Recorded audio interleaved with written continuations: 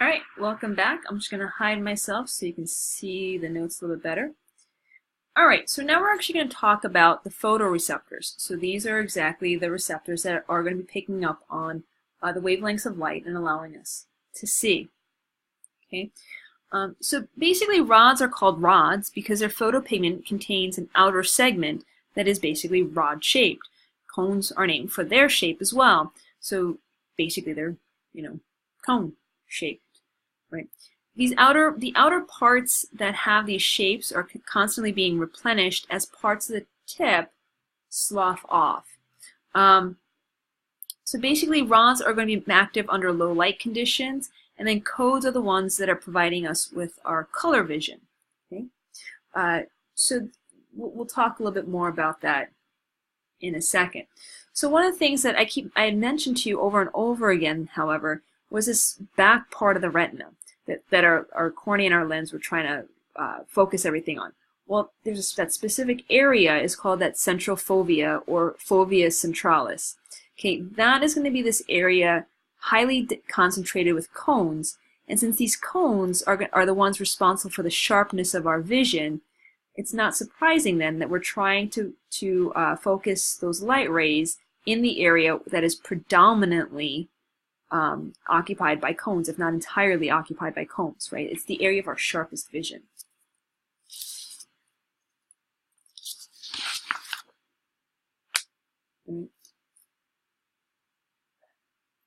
Again, that fovea centralis has that sharpest vision due to the high concentration at cones.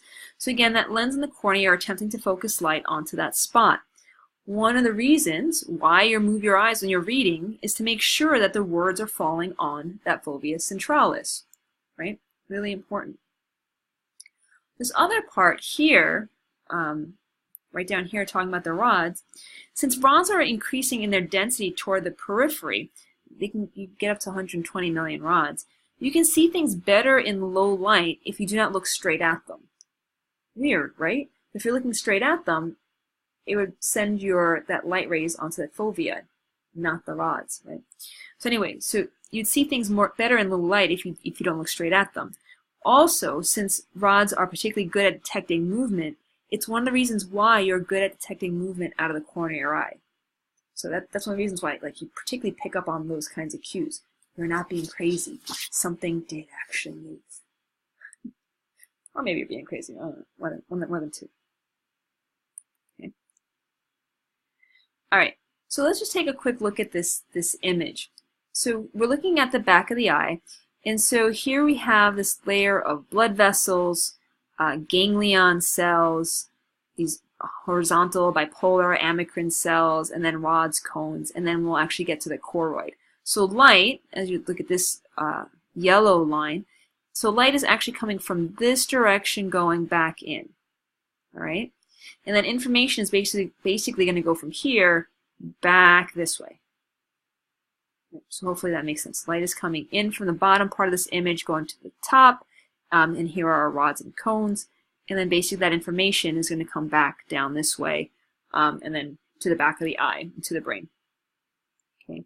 So basically light has to first pass through blood vessels and a series of different neurons before ever reaching the photopigment containing portion of the rods and cones.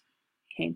Once light does excite either the rods or cones, they will excite bipolar cells. Okay. So here's a rod or cone, and here are these bipolar cells. Okay. These bipolar cells will then excite ganglion cells. Right? The axon and the ganglion cells are what converge at the optic disc and leave as the optic nerve. Okay. Cones and rods connect to these bipolar cells differently, explaining why cones give us sharper vision, but rods also allow us to see in low light conditions. Okay, so let's just take a quick look at that right here. So here's our cone, here's our bipolar cell, right? Here are rod. All these rods are actually converging on this one bipolar cell. All right? So all of these guys, one bipolar cell, two. Right? So all this information is just being conveyed by this one bipolar cell. Okay. So basically, one cone will make a connection with one bipolar cell. All right? Or in this picture, two. In rods, it takes, so you have a 1-to-1. Cones, bipolar cell, 1-to-1.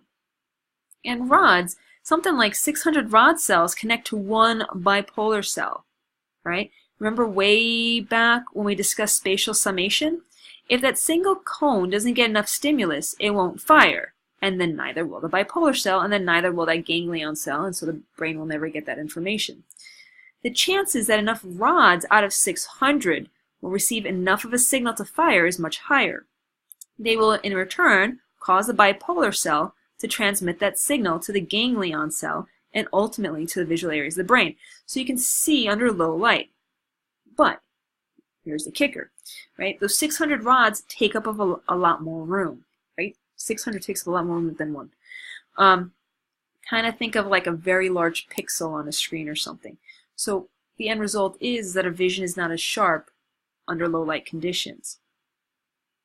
And then you'll see these other two types of cells, these horizontal cells, these amacrine cells. So the horizontal cells will enhance the contrast of the image and help in the differentiation of similar colors. And then the amacrine cells are going to help signal a change in light levels. Okay, so that's what their job is.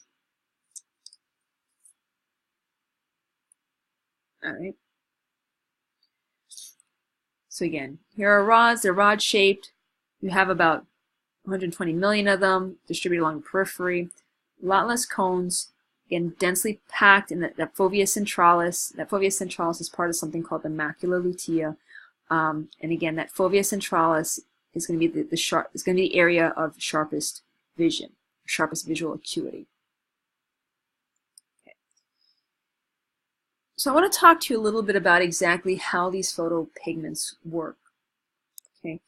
And I'm going to read this off to you, and then I'm going to write some stuff on the next slide. Okay. So basically, the first step in visual transduction is the absorption of light by the photopigments, okay, in the rods and the cones. So you can see in these folds or in these discs, they're actual pigments, and they're going to absorb the light, right? The receptors are going to take that light in energy, and they're going to turn it into a receptor potential. So basically, that means an action potential, right? This photopigment is an integral membrane protein. Do you guys remember that? That it was integral versus peripheral membrane proteins in the outer segment of the membrane of the cells. Okay, and you can see it's as I mentioned to you, they break off, so they're replaced very rapidly. The photopigments consist of opsin, which is a protein, and then retinol, which is a derivative of vitamin A. So this vitamin A is what's found in carrots, and that's why I don't know if someone's ever been on you about vision and carrots. That's what they're talking about. It's because of vitamin A. All right. So what I want to talk to you then about is a little bit more about exactly how these photopigments work, and exactly, well, let's just go with that. Like exactly how these photopigments work and how this opsin and retinol actually works. Right? And I'm going to write because it will be a little bit better if I kind of gave you guys some steps. All right, so let's see. I'm get my thing to work here. So step 1, right? In darkness, okay, oh, that's terrible handwriting. Retinol is in a bent shape.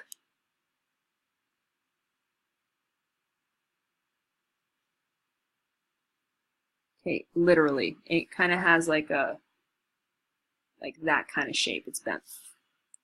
We call that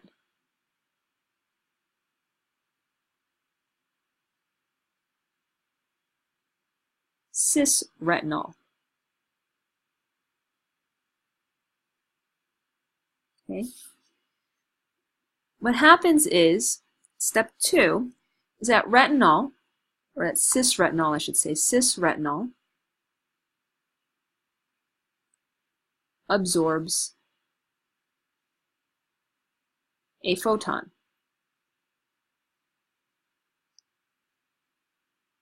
That causes the cis-retinol to straighten.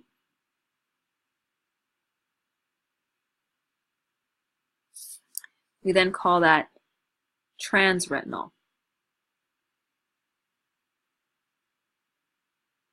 Okay, so when it's straight, we call it transretinol. When it's in the bent configuration, we call it cisretinol. Okay, just another important term for you guys to know, the conversion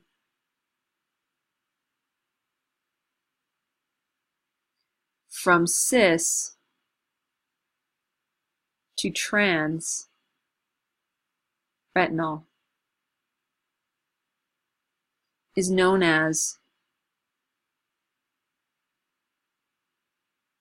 isomerization.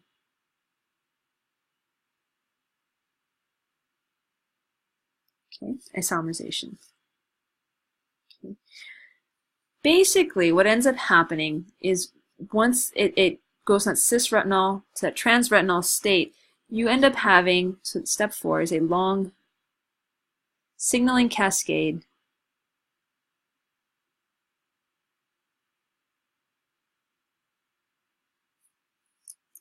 that closes sodium channels. Okay.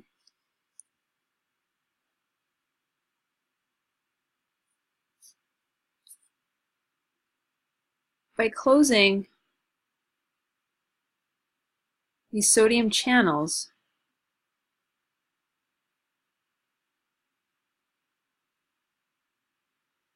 the neurotransmitter,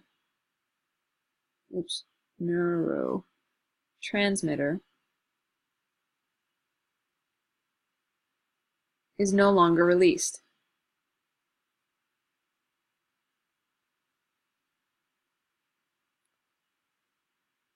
Hopefully you guys are comfortable with that concept, right? So by closing sodium channels, the neurotransmitter is no longer released. The neurotransmitter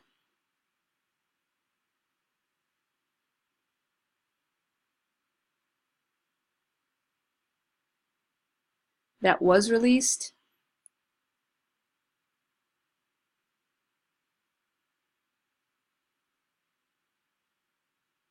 was inhibitory. Okay? So basically, the neurotransmitter that was being released in the darkness was inhibitory. That was like you had your foot on the brake. Okay? So remember, these cells are making contact with bipolar cells, and then bipolar cells will make contact with the ganglion cells. So in darkness, your rods and cones are basically saying the brakes are on, that bipolar cell cannot fire. So by taking your foot off the brakes, by stopping that inhibitory neurotransmitter, the bipolar cell can now fire. Okay. So now, bipolar cell can fire and send signals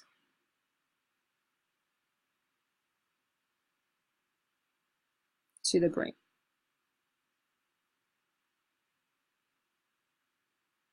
Ooh, my handwriting's horrible, so hopefully you can read that. All right, so you see whatever it is. Okay. Now we had mentioned that so this is what happens. But remember, these things get regenerated. Okay, so that's to send the signal to the brain. But now how they regenerate, and this will be important. So that transretinol, in that straight form, transretinol, will separate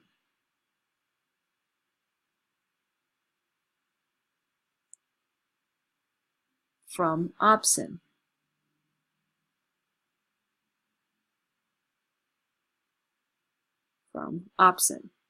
Okay.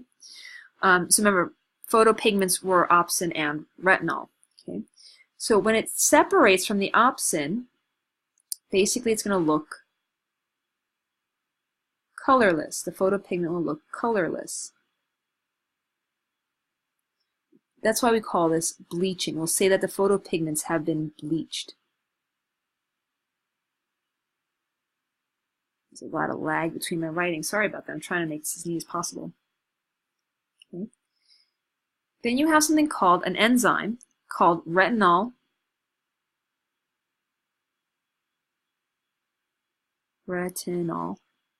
isomerase.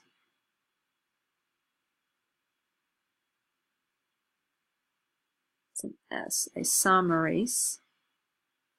Okay. Will convert the transretinol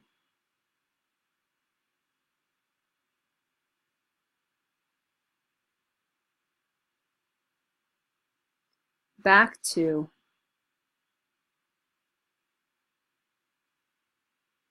cisretinol.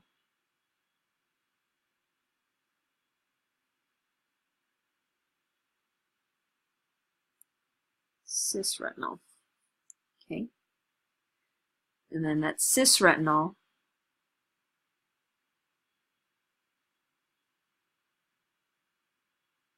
oh, sorry, the pen's just not wanting to write very well at all. That cisretinol can bind with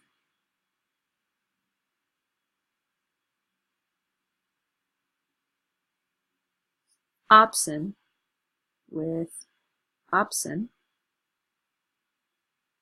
sheesh, come on, with opsin, forming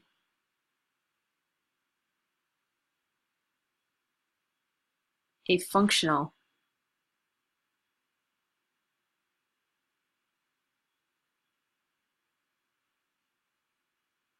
photopigment.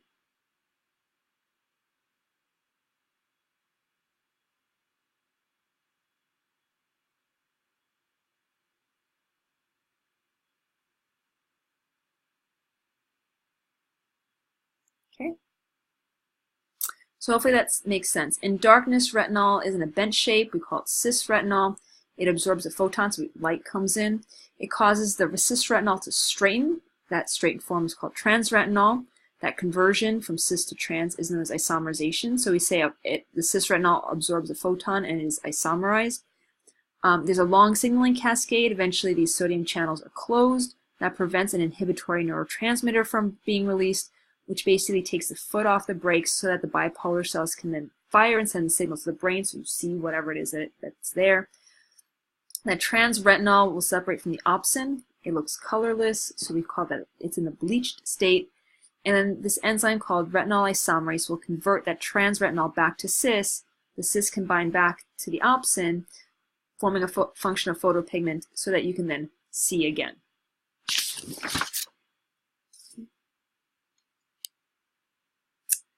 All right, so light-dark adaptations, I think we all know what this is, right? You take, like if you were in the dark and you turn on the lights, it takes you a little bit of time to like get your eyes adjusted. Similarly, if all of a sudden you're in the light and you turn off the lights, it takes you a little bit of time to get adjusted to the dark. Okay, so basically after complete bleaching, it takes about 5 minutes for all of the rhodopsin, for all the rods, to regenerate.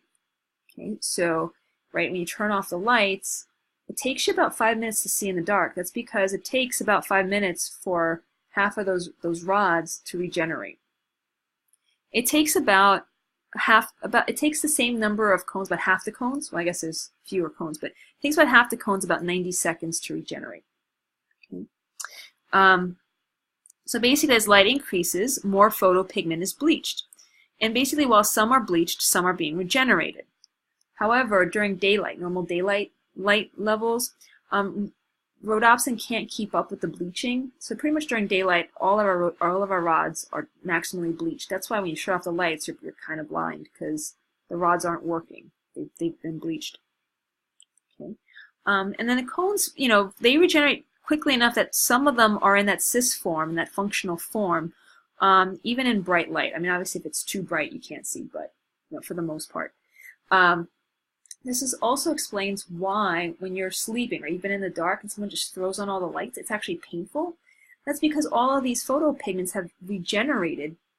When you turn on the light, all of them are firing all at the same time, sending all that information to your brain, and your brain's like, whoa, way too much information, and you actually can't even process it, right? It just looks bright or white, and you have to squint, cover your eyes, throw a pillow, whatever it was that turn the lights on you. But that's why. Okay. All right. We've already talked about the pathway of nerve signaling, so I'm not going to go through that again with you guys. Okay, we already talked about this as well, so if you like, you can have another slide of it. Right. So here are just the pathways of vision. So so it goes from your eyeball to the optic nerve. It crisscrosses. The nerves will crisscross at the optic chiasm. They then continue as optic tracts, because remember, nerves in the central nervous system are called tracts. So now you're in the brain, so they go in the optic tracts. They go through something called the lateral geniculate of the thalamus, through optic radiations to the back of the brain where you have your visual area. Again, you don't necessarily have to worry about the lateral geniculate nucleus. I just wanted to give you an idea of what it all looks like. Okay. The other thing that visual information is going to do is it's going to send projections to the hypothalamus. That's what's going to help us establish our light-dark rhythms. To the midbrain to help control pupil size, coordinate our head-eye movements, and then obviously again to the occipital lobe, to the primary and the association areas for vision. One of the interesting things is that we have different visual fields for each eye. So depending on which eye it is, right, you'll sort of see here, this is the left eye, it sees this much information, right eye sees this much, and then, obviously there's some overlap. What you'll see, kind of color-coded here, is that half that information crisscrosses at the optic chiasm and goes to the other side. Okay, so basically the peripheral vision from either eye goes to the other side of the brain. Okay, just FYI. I think we all know this. Our eyes, that idea of binocular vision, so those fields of vision that we just saw a second ago that overlapped, is really important. It's what allows us to see in 3D and judge distance of objects. Okay, so what we try to do is we try to adjust both eyes at the same object, right? We call that convergence. So you've probably all done this, or you've had this either done, or you've seen other people, you hold the pen way out from your face, and then as you move it closer to your nose, you actually go cross-eyed, because your eyes are both of them are trying to track that object, so again, stays nice in 3D.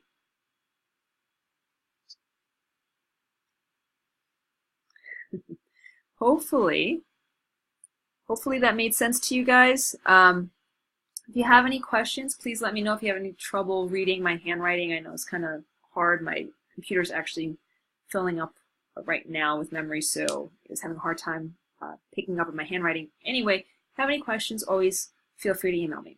All right? See you guys next time.